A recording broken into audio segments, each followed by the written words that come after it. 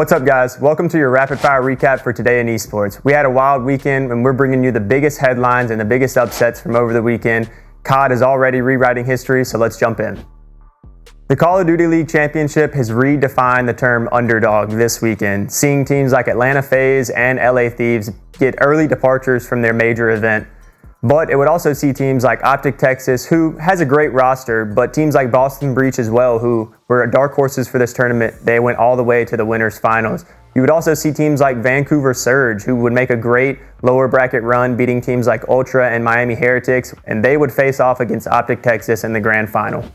This would set up our grand finals where Optic Texas would end up victorious and they would lift the trophy in a 5-3 fashion. Mercules, the rookie, he would lift the MVP trophy, and it was a great performance all around.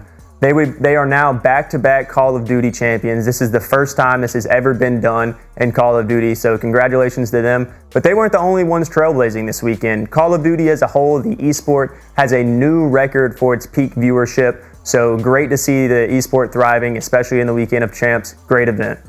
Switching over to League of Legends, MSI 2025 is in full swing. Over the weekend, BLG would be the dominant team during the play-in stage. As they would 3-0 both teams in their first two matches, they immediately secured their spot into the main stage.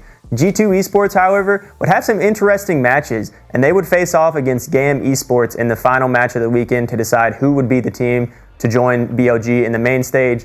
G2 would win Game 5 in crazy fashion to end up being the second representative from the play-ins joining main stage. Shifting gears over into Counter-Strike now, we have a little bit of news from the Austin Major. They have officially released their EVPs and All-Star team.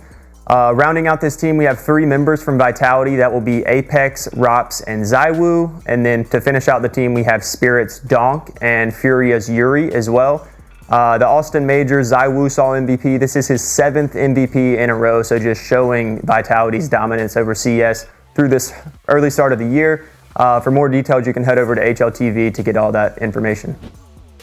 In some organizational news, Sentinels has recently announced they may be expanding into some more esports. Obviously, we know Sentinels from their massive success in Valorant from the NA scene and also success that we've seen on an international stage.